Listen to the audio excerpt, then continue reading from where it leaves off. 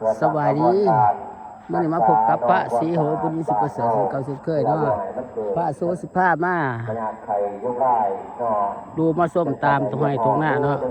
บรรยากาศตามทงไห้ทงหน้าอยู่ที่บ้านทั้งเห็นเมืองควงสรวนแข็งสารวานอยู่ที่บ้านทั้งเห็นเมืองควงสรวนแข็งสารวานได้เอาภาพบรรยากาศย่ามมื้อแลงไล่เอาภาพบรรยากาศตามตรงไห้ตรงหน้าย่ำบ่ได้มาให้ FC ดาวไทยต่างประเทศเขาดูเข้าชมเนาะภาพบรรยากาศสวยๆงาม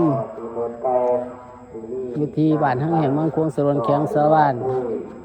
บ้านนอกคอกหน้าเนาะเป็นบ้านนอกคอกหน้า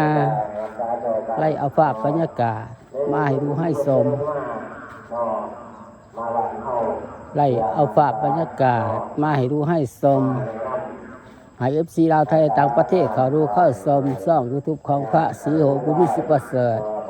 อันนี้เด้อกดไลค์กดแชร์เนาะกดติดตามเนาะกดไลค์กดแชร์กดติดตามให้เด้อภาพบรรยากาศงามบ่แลงไล่เอามาให้ดูให้ชมตามตรงให้ตรงหน้าเนาะภาพบรรยากาศตามตรงให้ตรงหน้าไล่เอามาให้ FC ลาวไทยต่างประเทศเขาดูเข้าชมช่อง YouTube ของพระศรีโหบุญสิประเสริฐนี่เด้อกดไลค์กดแชร์เนาะกดติดตามให้เนาะเป็นกำลังใจให้พระศรีโหบุญสิประเสริฐนี่เด้อเป็นกำลังใจให้พระศรีโหบุญสิประเสริฐให้แน่กดติดตามนี่เด้อกดไลค์กดแชร์เนาะกดไลค์กดแชร์เด้อ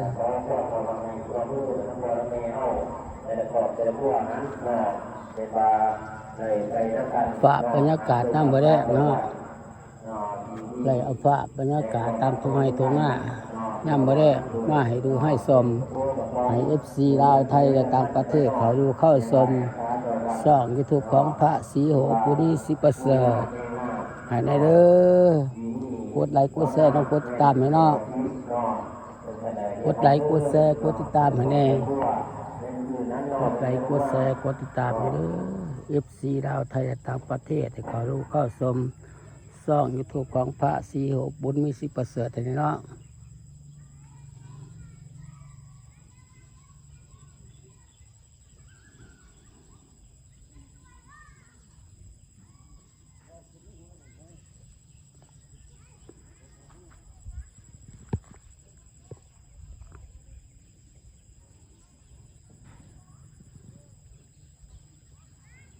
ภาพบรรยากาศตามตรงให้ตรงหน้า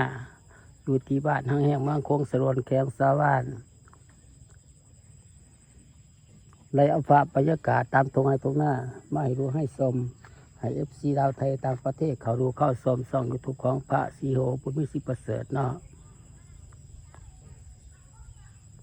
กดไลค์กดแชร์เด้อฝากกดไลค์กดแชร์เนาะกดติดตามให้เนาะเป็นกำลังใจให้พระศรีโหบุญสิประเสริฐเด้อ FC ลาวไทยต่างประเทศ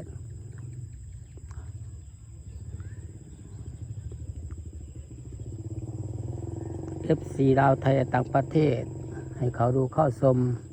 ช่อง YouTube ของพระศรีโหบุญสิประเสริฐเนาะกดติดตามให้เด้อเป็นกำลังใจให้พระศรีโหบุญสิประเสริฐเนาะกดไลค์กดแชร์เนาะกดไลค์กดแชร์ให้เด้อเอาภาพบรรยากาศตามทงไห้ตรงหน้าเนาะมาให้ FC ลาวไทยต่างประเทศเขาดูเข้าชมช่อง YouTube ของพระศรีโหบุญสิประเสริฐอันนี้เด้อฝากติดตามให้เนาะอะไรฟานมาไว้เนาะฝากติดตามให้ได้ฟานมาไว้เนาะ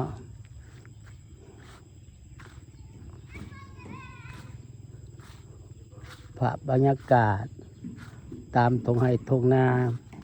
มาให้รู้ให้ชมให้ FC ลาวไทยต่างประเทศเขาดูเข้าชมช่อง YouTube ของพระศรีโหบุญสิประเสริฐแน่เนาะกดไลค์กดแชร์นะกดติดตามให้เนาะ กดไลค์กดแชร์กดติดตามให้เด้อฝากบรรยากาศตอนแรก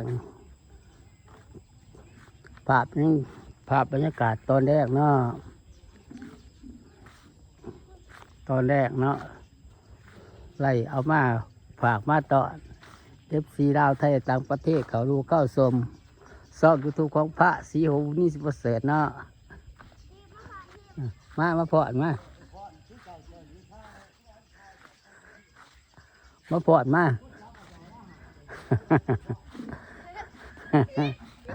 เกลือไว้เดี๋ยวหมูได้ล่ะเอาคลิปนี้กับพาสุขก็ลาไปก่อนบ๊ายบาย